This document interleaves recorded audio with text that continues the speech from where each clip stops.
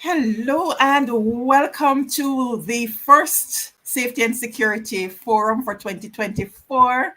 And we are kicking things off with our expert insights. It's going to be a quarterly series here for 2024. Thank you so much for tuning in, whether you are joining us live or watching the replay on YouTube, Facebook, or Twitter.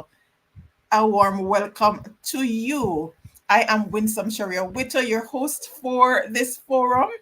And joining me in the expert spotlight, just like that term, for this episode is we're going to be having our Deputy Superintendent of Police, Warren Williams, from the Communication Forensics and Cybercrime Division there at CTOC. Not remembering the long name for CTOC, but he'll share that with us when he comes on. So, DSP Williams, join me on screen. Let's share with the viewers, remind the viewers what CTOC stands for. Turn on your camera and your microphone and join me here.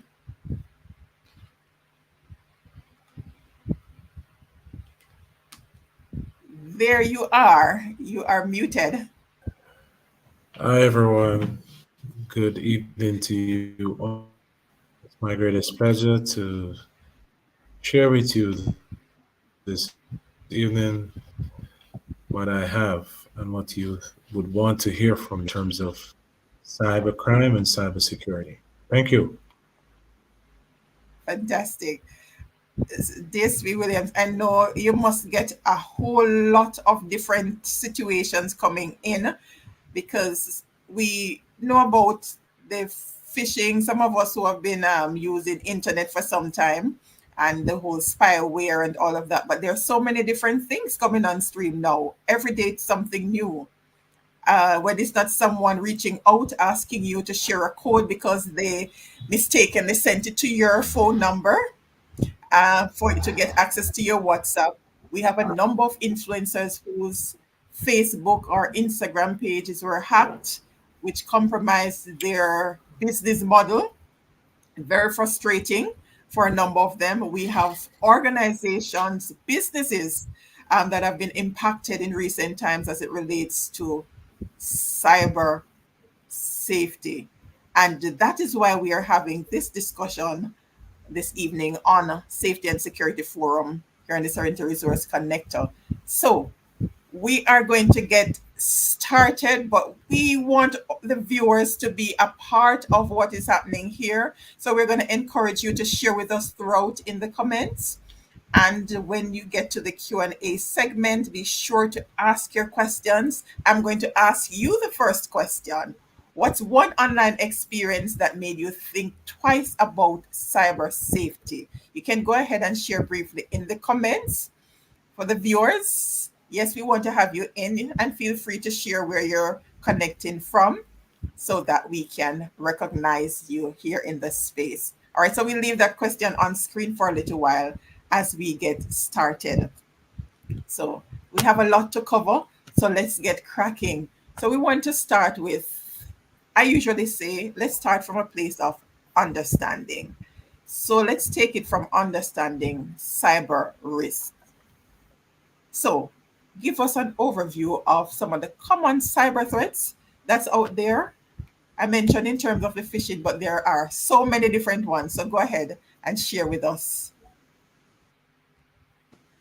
DSP Williams, your time.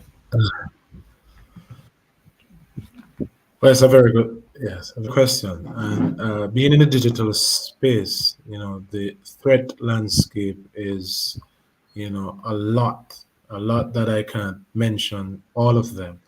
But the common ones, let's say the regular use on a day-to-day basis could be email. It could be sharing a lot of sensitive information, especially on social media. And of course, using your digital device for different sort of communications, which of course you're constantly connected to the internet. And of course, it means that the information that you have on your device, your computer, your laptop, your tablet, you are able to give Every and any person who is a part of that international network called the World Wide Web, you will give those persons access to that information. And of course, that's where the risk lies because we do not store personal and sensitive information in a diary or in a book anymore. We now do this on our digital devices and of such because almost everyone who has a digital device is interconnected. It means that it's easy access to this information, which can be critical to individuals and, of course, critical to business. So, those are some of the risks that exist. And as users, we must be aware that we have to be very responsible in using the device, using the technology, such that we don't overly expose ourselves and, of course, become a victim of criminal acts in that digital space. And of such, Go right ahead. right. So I don't want to get straight into the presentation to at least engage you to see what is happening in the space so that as a user, whether for business or pleasure, you get an appreciation and be more aware as you are educated on forums like these. Some things you take for granted, you never know until you know them. Then, of course, you become someone who's aware and do better practices rather than careless practices. So I want to get into my presentation. You want to bring on screen my presentation at this point such that I can go through the slides and take you through some things quickly. All right, all right, I'm not able to move the slides. Are you control the slides, All Miss right, here Peter? we go. Or can I move the slides? I'm not able to move the slides at this point. Yes, okay, sorry. All right, so I'm going to look at where we are as citizens of the world, who is as it is said that in 2015 the world should be fully digital. We are 2024, so we are talking about 9 years after. Here we are in a digital space. So we have to look how did we get to this point, and of course, what's your responsible as a user. So as a believer in the Creator, I always make reference to the Scripture and Bible, which is our guide. And Isaiah 4:6 clearly states that my people are destroyed for a lack of knowledge, referring to the King James Version. So it means that if you do not have knowledge of what you're using and what you're doing, then rest assured you will perish in a system that you have no knowledge about. So I want to ask you the questions. Look at these questions. What if you became a victim of cybercrime? Now, the question is, what if your photograph was posted on a pornographic website? Another one is, what if your character becomes defamed on social media or the internet? The other is, what if you become missing and killed because of oversharing on social media or the internet? You cannot, or what if you can't get a job because of what you posted on social media or the internet years ago when you were in school or just the other day? Now, the question, what if you become a victim of human trafficking for your right? And of course, what if you're affected by travel? You can't do business, you can't live or progress your life because it's affected because of what you posted in cyberspace. And these are pertinent questions, and this is what happens daily. And we want you to just look at yourself now and say, yes, those questions. What if that really occurs? So, looking at our digital world today, we see a lot of things happening. Look at this picture. I may not be able to interact with the listeners, but just think of it. I can imagine, look at this picture. You know, you may be thinking of a lot of things, and I could get many, many answers. Here is another one. Why I show you these pictures? It's because we're living in a day and age whereby we tend to volunteer, post a lot of things about ourselves, photographs about our family, where we are, where we're located, if we're traveling, if we're leaving our house. We use social media to put these things in that space. We in an era now where persons have the capability to, change a face, change a body. They can do so many things, right? So some person who say it's a camera trick, but of course, this is the capability with the tools that are available that can be done. So that is why you have to be very cautious as a user, because it means that all these things you are putting into social media and in that digital space, it can be changed to mean something else. So, where are we now? Of course, we think the digital world benefits all of us. It is said that it's here for economic growth and development.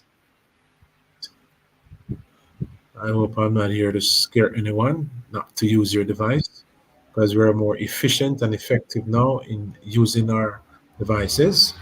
I can't tell the last time I go into a bank, because most of us, we do it, shop online, we pay bills online, we do everything online now.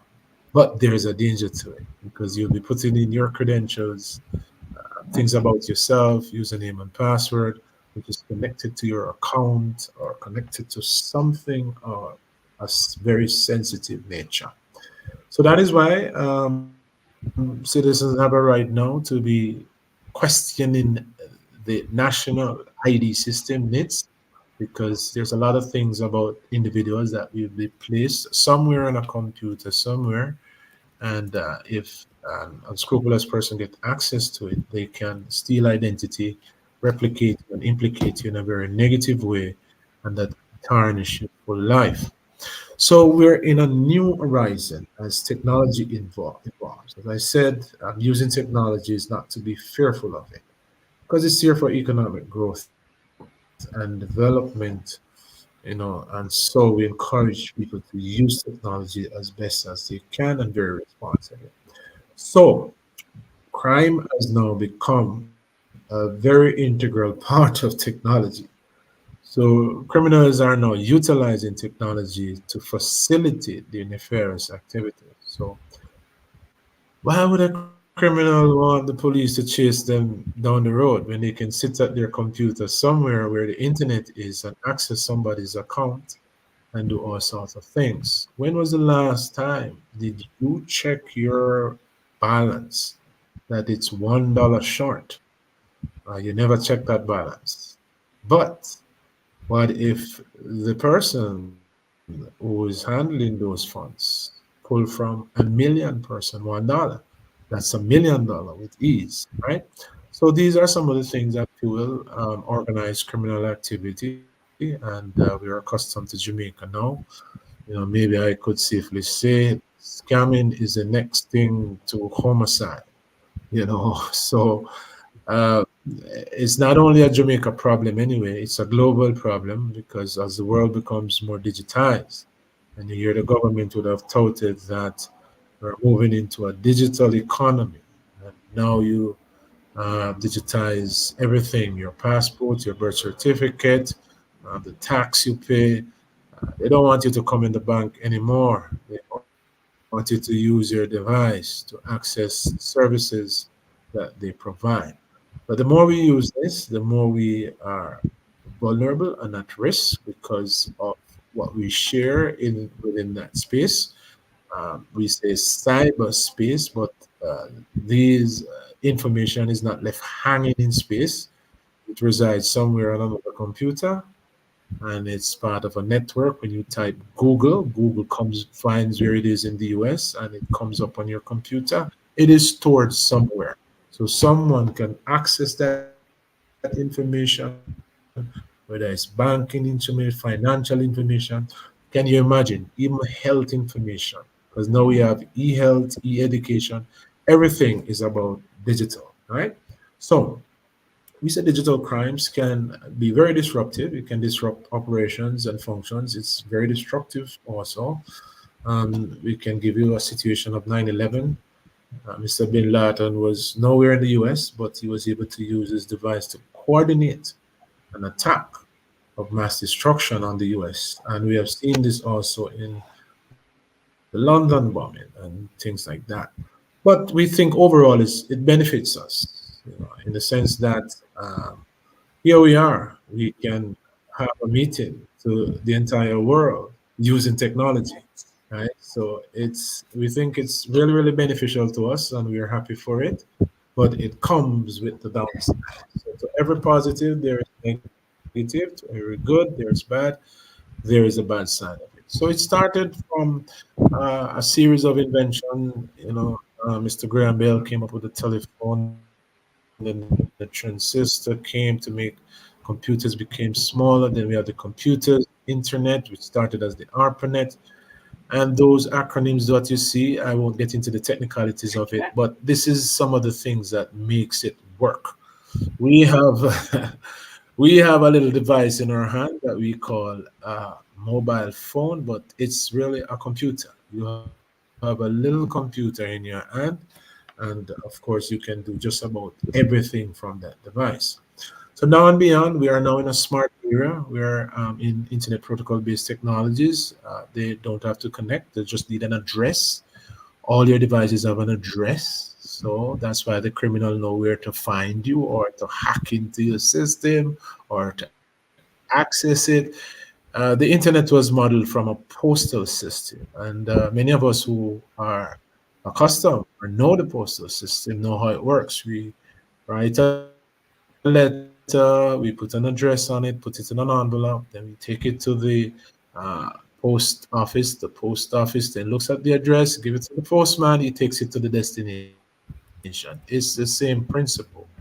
You make a request, you have an address, you send the request from your device, which is the address, it finds it where it is, Google or Amazon, and the request comes back to you. It's the same principle. So we talk about IPv. IPv is just addressing system. Everything has an address. We are now in the era where even human beings have an address. So I leave the RFID for you to research. It's the radio frequency ID. I won't get into the spirituality of it, but that little chip is here, and it's here to manifest itself as the word would have spoken about it. But since COVID, we have seen a significant shift, a paradigm shift in how we do business, and of course, or we have pleasure online, whether to socialize or to play games or whatever. It has COVID has hastened the world more so. People will be more at risk. Users are more exposed as they're forced into that space. So we see a shift in how we do things in land, sea, and air. And of course, they secure those things. But now we have to focus on securing cyberspace because protect your device, that's where the border starts. Land, you have a border. In here, you have my airspace, and in sea, you have a border. Now, has no borders, and it's unregulated.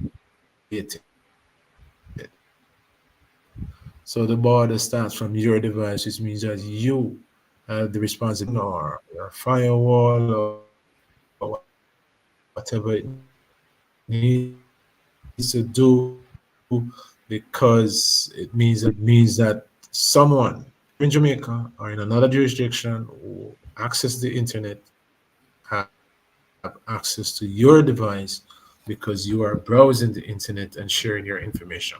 So we have seen a significant shift in terms of the speed of how things are shared online, in terms of greater volumes and variety, because we are now able to do a lot more things online than we used to be. So we see a shift to e-business, e-services, increasing more data. And then we talk about data, we're talking about text, video, and audio. That's data. That's what is digitized in ones and zeros and sent through the air, and then it comes back to you. Won't get into the technicality of it. So because of that, more use of the technology, we see an increase in non-traditional crimes as also traditional crimes. So we are accustomed to missing person or homicides or robbery or fraud, paper fraud. Now they're using technology to facilitate those criminal activities. Now we're seeing different types of crimes like hacking and ransomware and stuff like that. We have never heard these things before, but this is what happens. It involves maybe not a gun robbery, but of course, it's a robbery online where persons can just access your device and steal your information or get into your account or something that you lock away securely online, in the cloud or on the web, and thinking it's safe. Don't get a false sense of security that everything is safe in the digital space. It is not, right? So there's increased need, and as you see, the government would have to data protection. We have to now hold companies responsible who holds individuals and clients and customers, especially financial institution that holds these sensitive information, hold them responsible that they don't use it or cause, do not put up the necessary security to protect your information and my information that I have to share with them, right? So there are different forms of cyber crimes.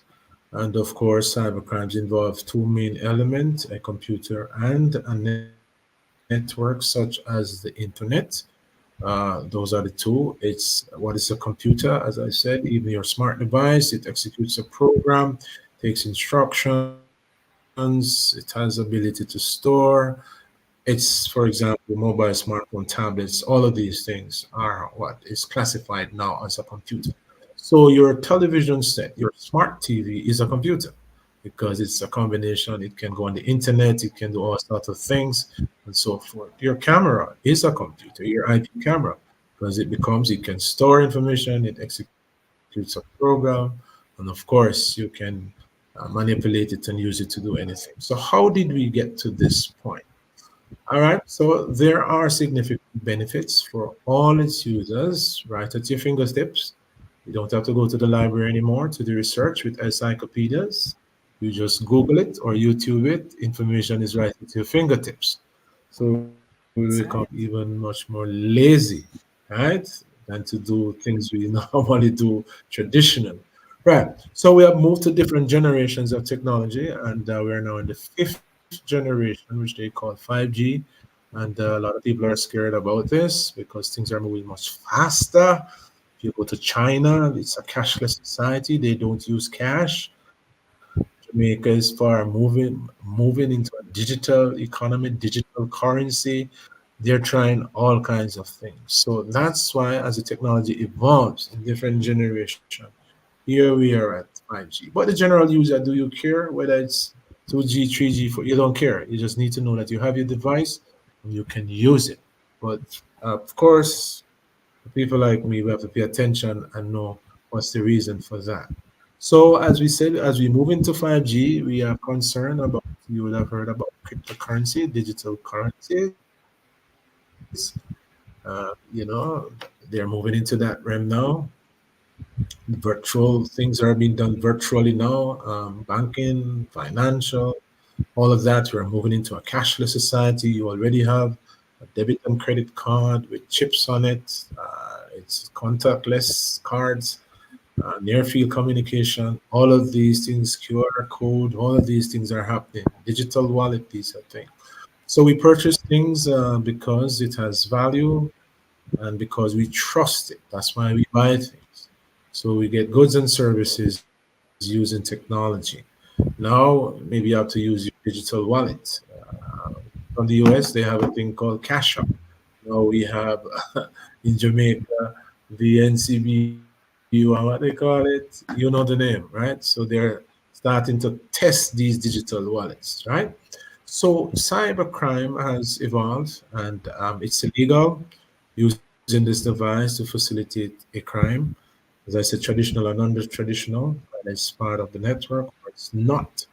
So quickly, I'll go through the categories here. You can either be a target, you can either be a tool, or incidentally, you get caught up into the criminal act. You have straight cyber crimes or cyber enabled crimes. Straight one is like new ones, the phishing, the hacking, while computer enabled is that you use the device to facilitate the crime, right? So these are examples: web of straight cyber crime, web face effacement, hacking, DDoS is distributed denial of service, and here is some other, and I specifically put these up. Cyber extortion. Jamaica is not only about a Usain Bolt and a Shelley and Fraser Prize. You can research it. Someone called Ronald Holtz put up your nice picture online. He took it down and he created a website called Jamaican Girls Gone Wild. Affected a lot of Jamaicans because guess what? They volunteered a lot of their photographs online. He intercepted, he did a lot of changes, and of course, extort money from persons who realized that their photographs were blocked. We have not seen anything of terrorism yet, but we know of 9/11. Hacktivism is more in the South American side of things, where they use the medium to scandalize politicians. Revenge porn. Jamaica's had a successful case with revenge porn. What is revenge porn? Now we have smart device. It's not dumb again. So it can take pictures, it can record, it can do all sorts of things. So things that are supposed to remain in the bedroom and personal, persons now record it in their relationship. When the relationship gets sour, it ends up into the public space for a revenge. We see a lot of bullying, cyberbullying, and it's more prominent among the cohorts are now being caught, putting you in threat or fear. Can be bullying, and of course, the famous scamming, phishing, and data trafficking, or other types of crimes. So, the traditional crimes is the one we are used to: the murder, the robbery, the rape,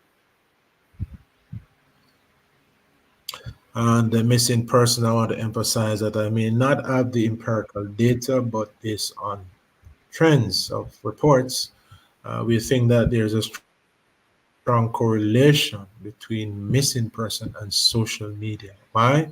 Because persons share a lot of things about themselves in the social space. They meet another anonymous persons online, not knowing who they're talking to, especially young people. Then they meet up with these people, and we're happy that we have units like the cybercrime unit in the JCF who are able to locate and find these persons sometimes. But some don't know. They can end up becoming, dead. So we have to be careful and, of course, monitor different categories of cybercrimes. It can be against persons, an individual. It can be against government, and it can be against property. Right. So we look at there is a significant cost, and it continues to grow. So there's a projection there in terms of cost to the criminal act from 2018, and this is in the billions, trillions, or US trillions, and they're projected that by 2027 there's a constant growth. It will go to 23.82 trillion dollars. And of course, any institution now, but on a daily basis, they are affected. But I will not call because they were run on the institution and they collapse tomorrow. So I wouldn't do that. Of course, we do our own measuring. Between 2016 and 2018, we have seen 300 million US dollars being lost from a Jamaican perspective. Cyberbullying is about sending, posting, and sharing negative and harmful and false information about someone. That is on the rise. People use chats, chat rooms, and instant message to harass people online. Bullying can cause depression, loneliness, low self-esteem, phobia, social anxiety. People can take their lives. There is a significant impact because now we're fully digitized and they use these implements to facilitate the criminal act. So this world would have heard about dark web and things like that. I don't think you. I will just expose you to it, but I don't think you want to go there. That's a criminal underworld. So they call themselves the black hat, gray hat, white hat, and we have the dark net, just like how we have the World Wide Web. So a dark net is a network of computers who meet on the dark web. You can't go there. You have to be trained to go there. Anything and everything happens there. It makes you wonder, can government really put a dent in criminal activity? This is what the world is facing because of technology, right? So, what caused people to become involved in digital crimes or cyber crimes? Either because they are disgruntled, either because they are straight want to do it because but they are malicious, or for a reward. They are gaining from it. And more so, we see more now persons are gaining from getting involved. So I'm online now, but based on my training, how do you know I am not scanning every single device that is now connected and I can access your device? You don't know. I will come into your space. You don't know what I have on my instrument. You don't know my level of training. You're always connected. So you're always being scanned, your device. Once it's being scanned, once we get into it, we can access it, take control of it. We can launch an attack on the device, disrupt and destroy it. So that's why you have to be careful. We'll give you some tips at the end. Be careful of Bluetooth. Be careful of free Wi-Fi. You go to the airport, you get free Wi-Fi, but I can tell you, they know every single message that you send and everything that you have on your device, right? So some common type of frauds that you're seeing, third-party frauds, money mule, and of course, scamming.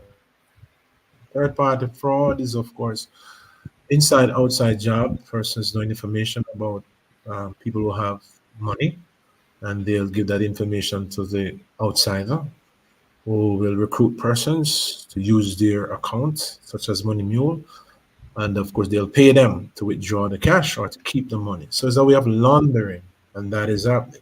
And of course the famous scamming. So we have different forms of scamming here: phishing, smishing, and phishing. Fishing, like the normal fishing we do, we throw out a bait, and of course we catch a fish.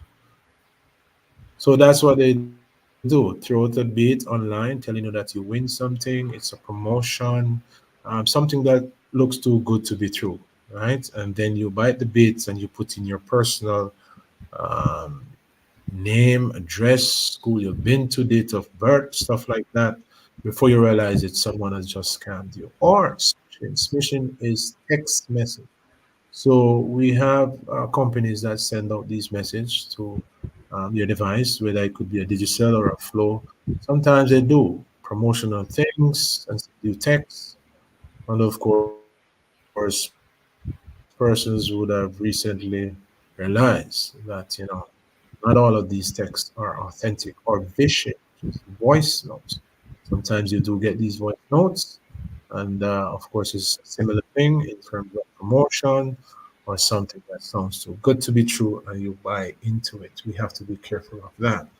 So we're in a time in the season wherein devices can be held at ransom, and malware is a malicious code.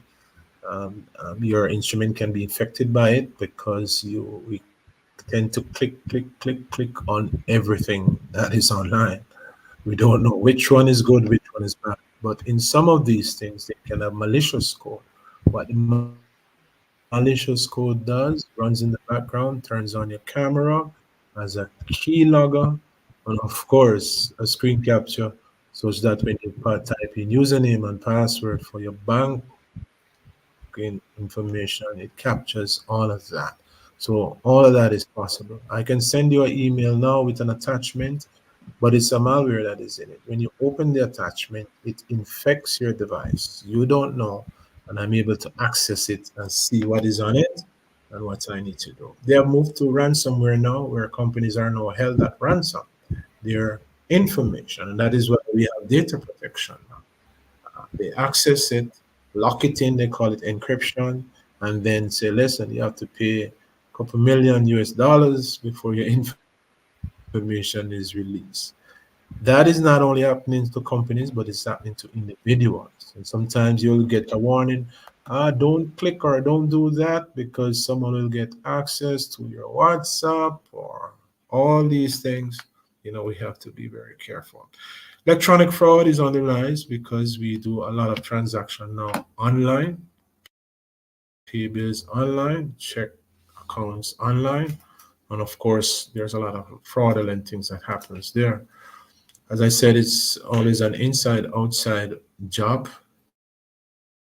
Once they get access, they control, transfer the funds, and reward themselves.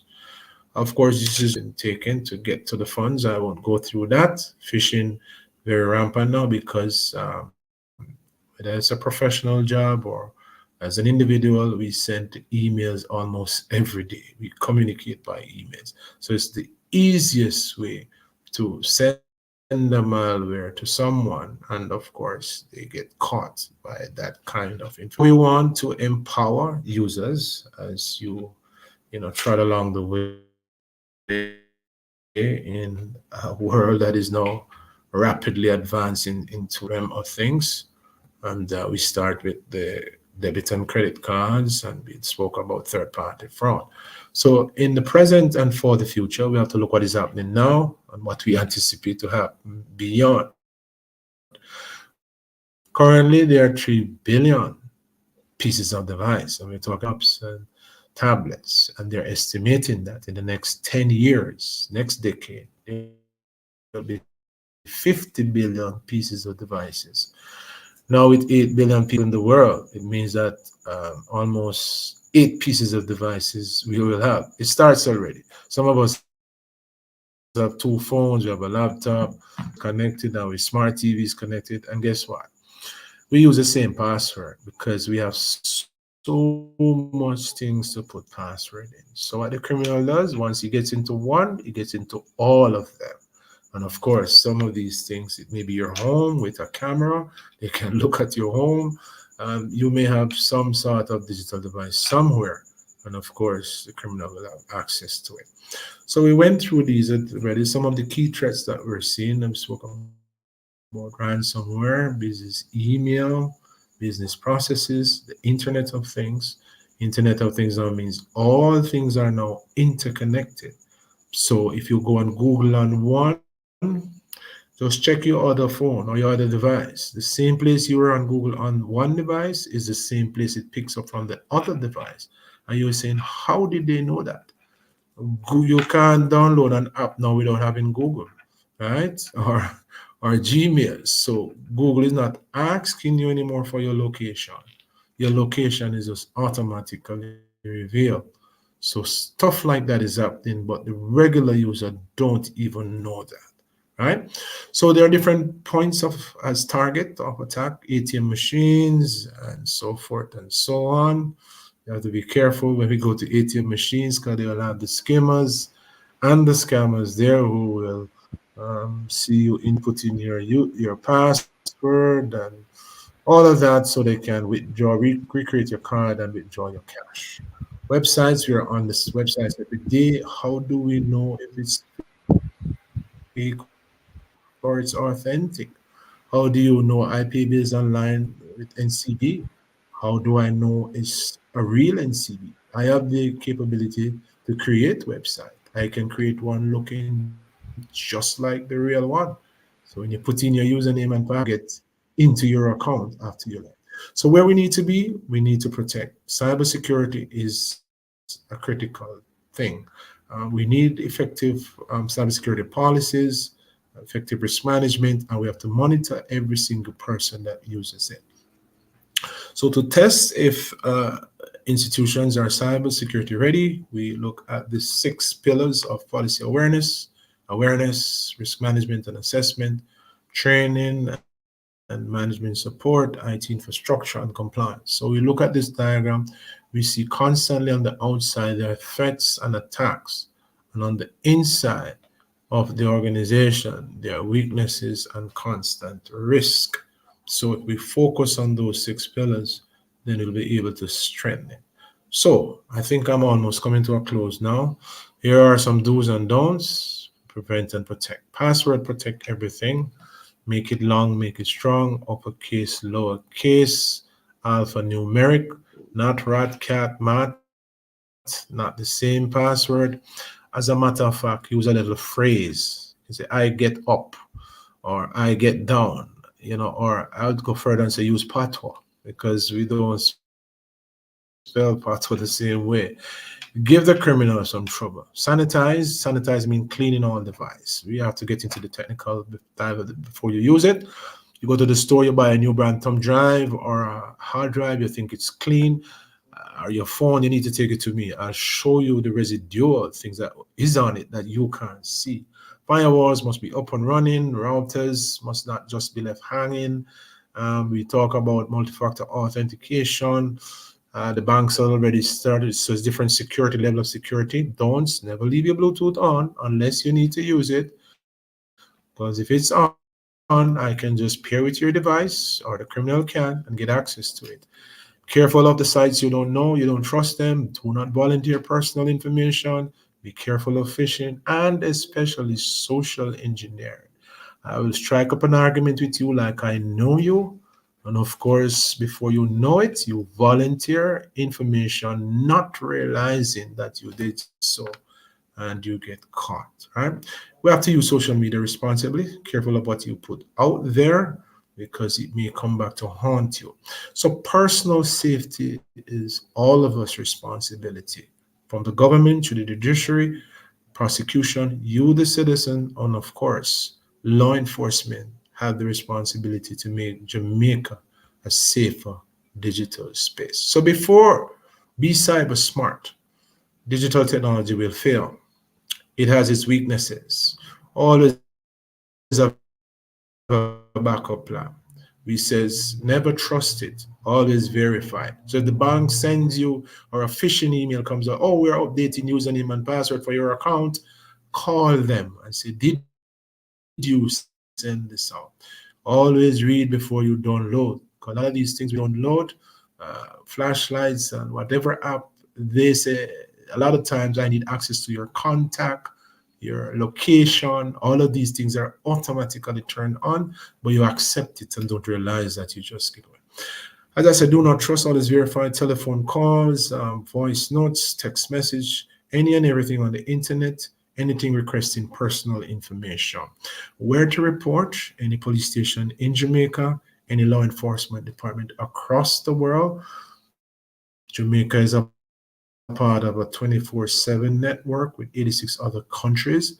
So if you are impacted or become a victim of a cybercrime by another jurisdiction where the perpetrator, Jamaica is part of 86 other countries which shares information. Interpol, CTOC, Jamaica Cyber Incident Response JSERT, and if you're threatened, harassed, bullied, or being a victim, you need to seek professional help, right? Very important. What's new? Juice jacking. So you go to the airport or you go somewhere and you say, I need to charge my device. Did you know that in those cables and in those ports, they can pull your data from your device? Be careful of how you do that. That's what is happening, right? Can't watch this video. And of course, we encourage persons who are interested in cybersecurity professionals. There's a gap of 1.8 million, so there's a global demand and a shortage. So we encourage persons to get themselves interested if they're. So before you click, always observe, investigate if you're not sure, focus on what you're doing. Our tagline is the more we educate, is the less need to investigate. So, ladies and gentlemen, thank you very much. That's my presentation to you. I'm ready for your question. So let's get those fingers moving. Bridget said, great topic and a good presenter. All right. All right. Awesome. Contact information is right there. So if it is that, well, not if it is that, because every day there's something new.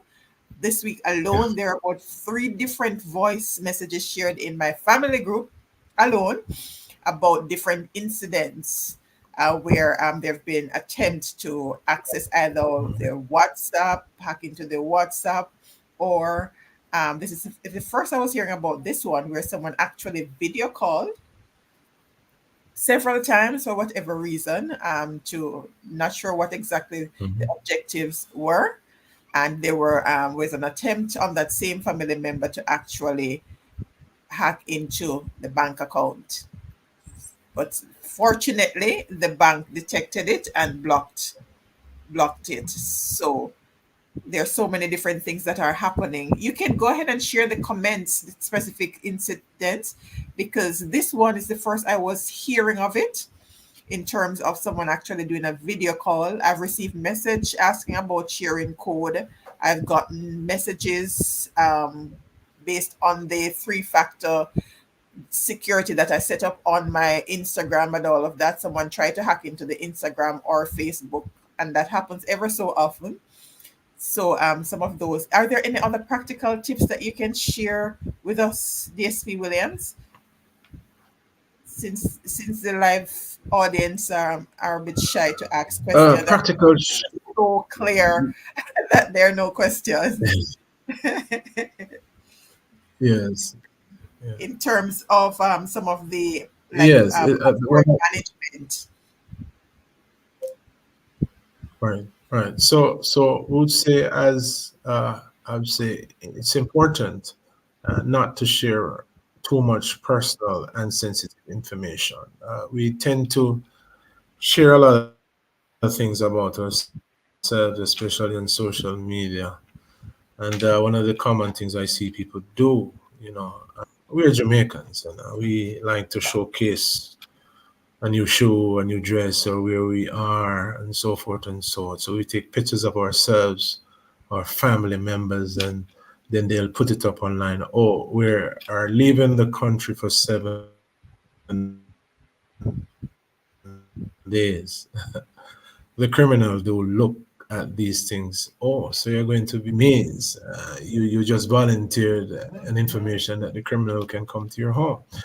Or, they put up a lot of things. I've seen persons put up, listen, I'm brushing my teeth now, I'm driving out now.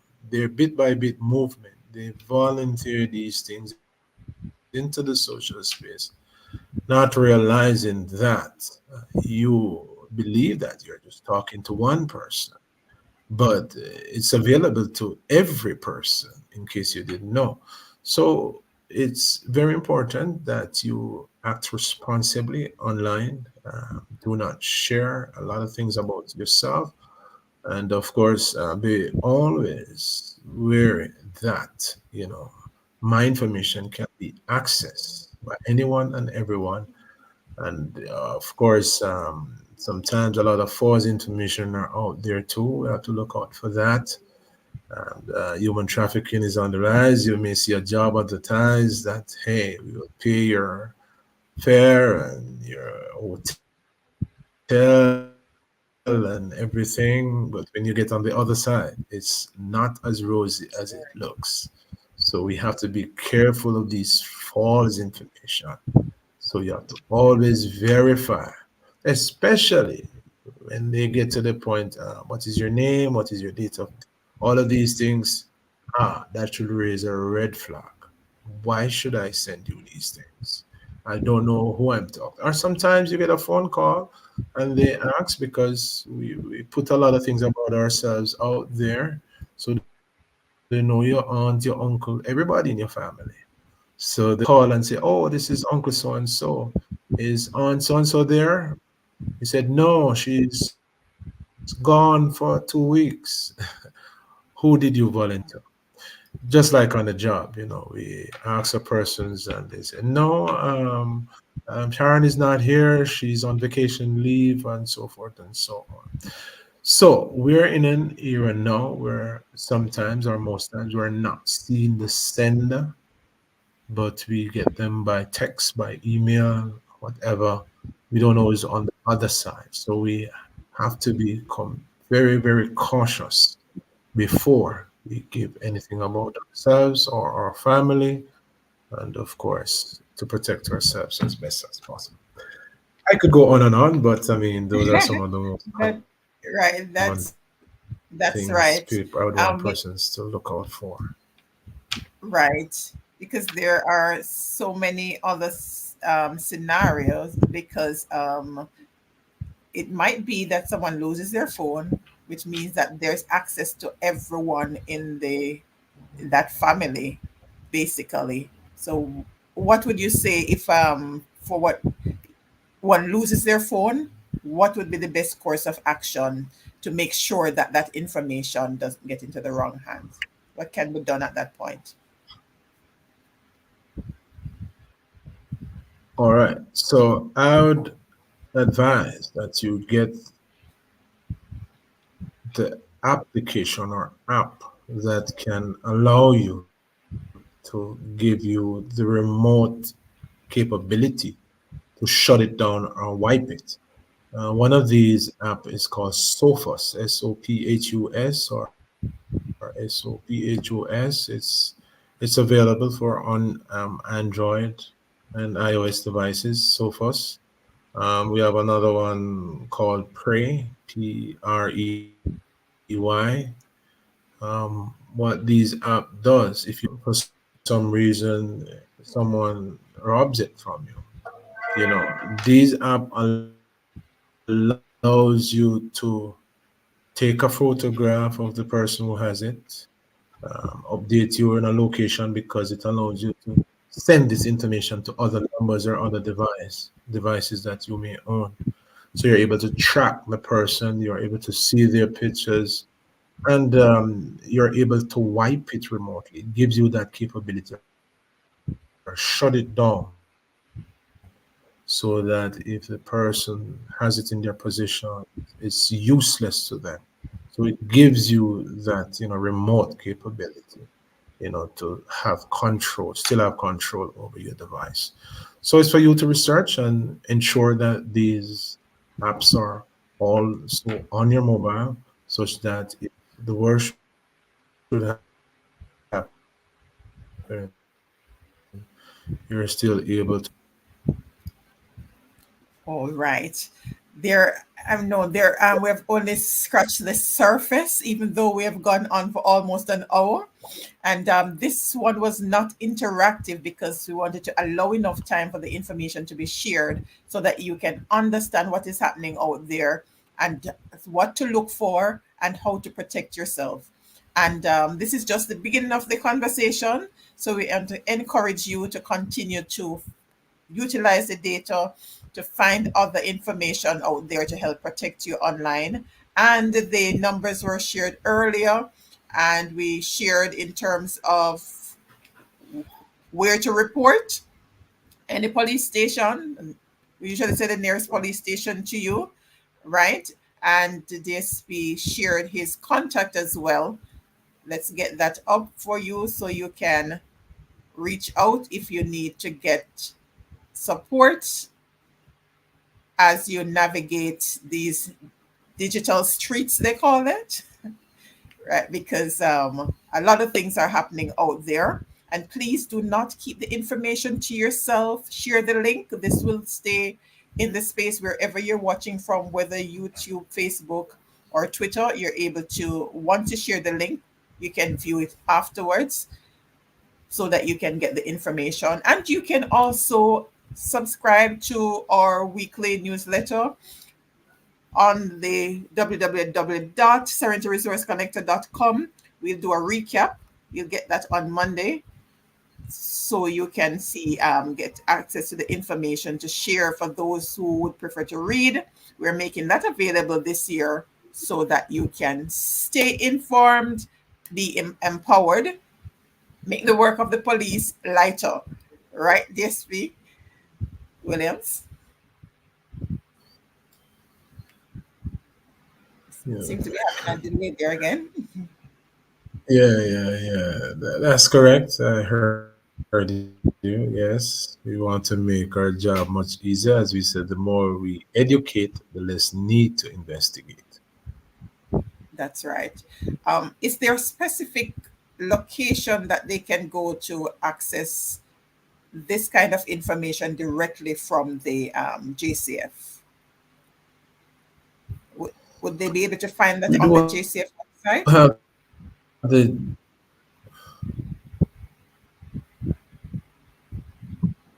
yes, we do.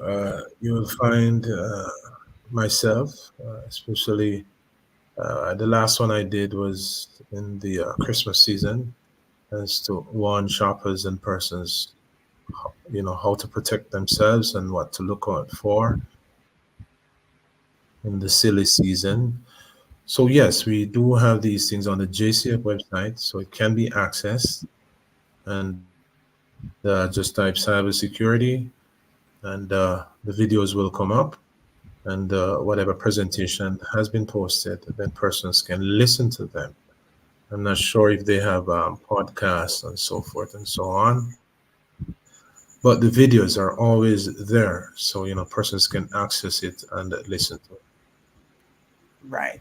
And then you have a whole week of activities for Cyber Awareness Week later in the year. So you can stay tuned for that as well. All right. Thank you. Let me thank you, DSP Williams, for sharing your expertise and insights here on our first Expert Insights series for the Safety and Security Forum for 2024. Pleasure having you. For those of you who are able to join us live, thank you so much. If you found this information useful, please remember to like, share, and don't forget to subscribe, because we have a lot more coming up here, not only on safety and security, but every Thursday we join you live in this space to share either on culture, safety and security, community happenings for the businesses that are represented here. We have a special segment coming up next Thursday in our community corner. You don't want to miss that. You want to stay tuned, and we will continue to connect throughout 2024, God's willing. And we will be having more of the specialists from the JCF sharing space with us here. Based on our calendar, we should have at least one each quarter. So we are batting for that to happen so that we can continue to educate and empower. Thank you again, DSP Williams. Thanks to the hardworking team, Area 3, that continues to partner to make this happen. And how can we not say thanks to National Self-Serve Wholesale at Brooks Avenue there in Maypen, Clarendon, for supporting this program. Any final thoughts, DSP Williams, as we wrap this segment?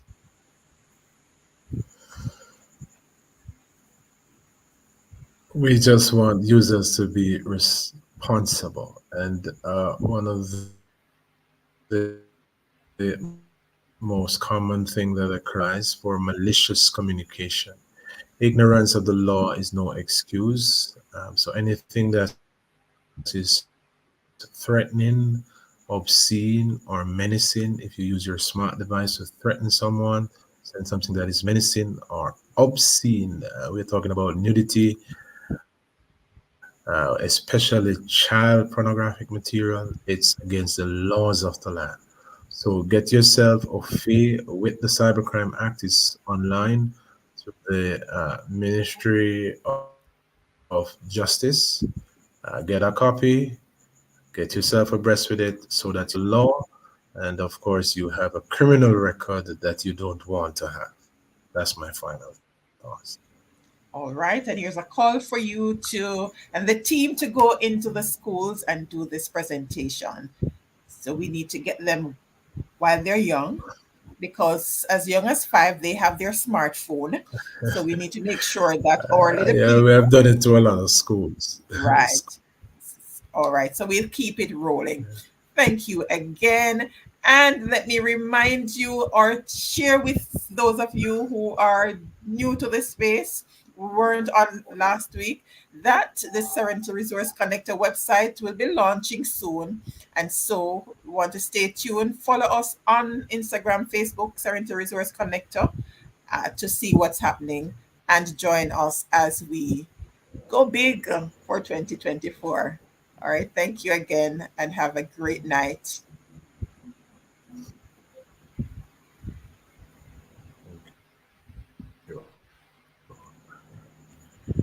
Thank you.